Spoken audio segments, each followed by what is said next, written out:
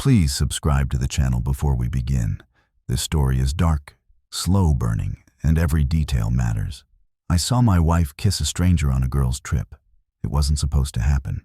I had trusted her, as I always had, to keep the boundaries of our marriage intact, despite the years of distance that had quietly grown between us. We were in Prague, the city's Baroque rooftops gleaming beneath a cold autumn sun. The Vltava River weaving silver threads through the ancient streets.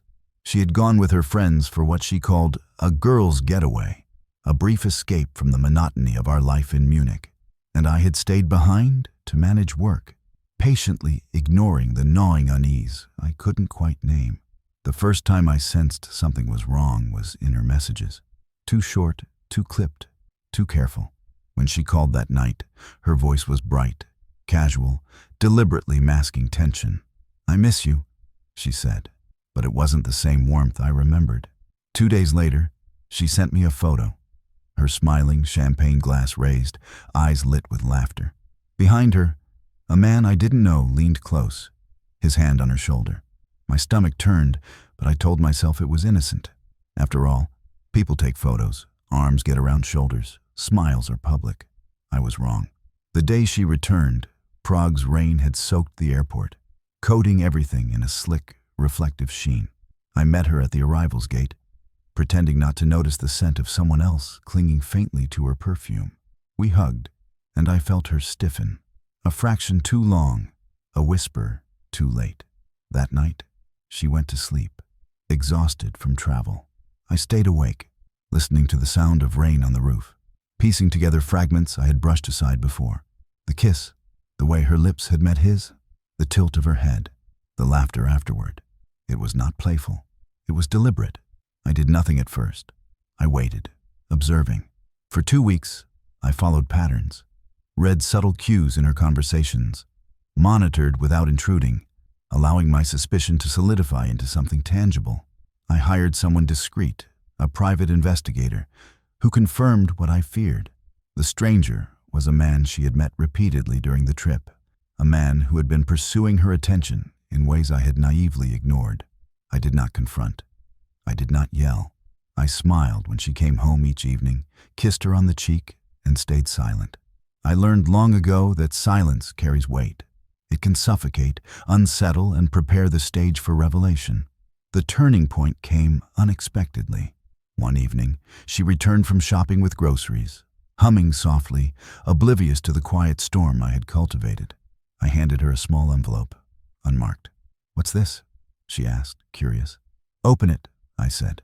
Inside was a DNA test, one I had commissioned months ago under the guise of routine medical curiosity. The sample had been taken secretly, deliberately, and carefully recorded. I had orchestrated everything, from collecting hair strands she discarded in the bathroom to sending them to a discreet laboratory in Berlin. Her face paled as she read the report. The test confirmed what I had long suspected, not merely infidelity, but something deeper. Our daughter, Clara, the child she had born in Munich 3 years earlier, did not share my DNA. The room felt impossibly still. The rain tapped against the windows in a mocking rhythm. She dropped the envelope, her hands trembling. "No," she whispered. I stood, calm, letting the silence stretch. The revelation was not loud. It didn't need to be. DNA does not argue, does not plead, does not excuse itself. It simply exists. I explained everything I had learned with precision. The timelines, the encounters, the manipulation. Each lie she had told, each omission she had carefully curated, now fell into the harsh light of undeniable truth. Her first instinct was denial, sharp and defensive. "It must be wrong. It's a mistake." I shook my head. "It's not. The test is accurate. And it's not just about Clara. It's about every trust you've broken, every boundary you've ignored." Tears streamed down her face. She tried to reach for my hand, but I moved back, maintaining the distance I had needed for years, the distance that allowed me to gather evidence, patience, and clarity. I then revealed the secondary layer of my plan. I had contacted Clara's pediatrician, arranged for a comprehensive follow-up test, all fully documented, fully legal, fully undeniable. Within 48 hours, every result confirmed the first. Clara was not my daughter. Every assumption, every hope, every plan I had quietly built around our family was now shattered. The fallout was immediate and catastrophic. Helena, my wife, was forced to confront her choices. Her lover, the man from Prague, fled once he realized I had evidence of everything. Photos, locations, timestamps, and communications. Friends who had known of her excursions but stayed silent recoiled in judgment. Her family, previously complicit in ignoring the truth, distanced themselves. I remained composed, outwardly polite, a model of controlled restraint. My revenge was not violent. It was calculated, psychological, and complete. By leaving her to the consequences of her decisions, I ensured the full measure of reckoning without physical confrontation. In the weeks that followed, I focused on rebuilding. I filed for separation, secured legal custody of Clara, and ensured she would be protected from the chaos her mother had allowed into our lives.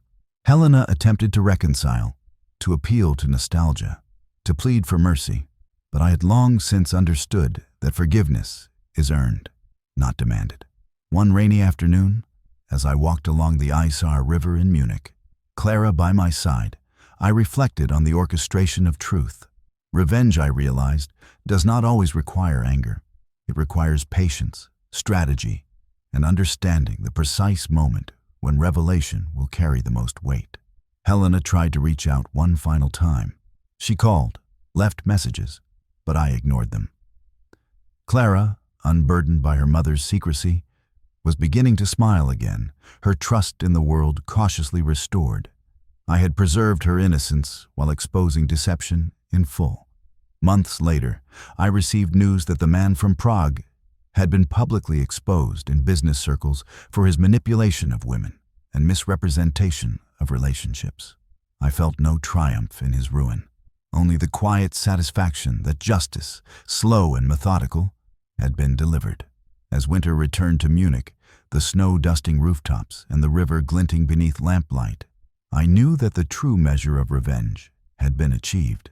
Helena had lost the carefully constructed illusion she relied upon. The men complicit in her deceit had lost credibility, and I had reclaimed my life and my daughter. Sitting in my apartment, the smell of cinnamon from a nearby bakery drifting in, I allowed myself a rare moment of peace. Revenge had been executed not with shouting, not with confrontation, but with precision, patience, and undeniable truth. Every smile I had faked, every moment of patience I had endured, had been part of a carefully orchestrated symphony that ended with clarity, justice, and restoration. In the quiet, Clara laughed, building a tower of blocks by the window, oblivious to the storm that had once threatened to consume us. And I, watching her, understood fully. Revenge, when wielded with patience and intelligence, can be invisible, devastating, and ultimately restorative. The kiss in Prague, the secrets, the lies, they had all ended in silence. A silence heavy with consequence, justice, and the irrevocable truth.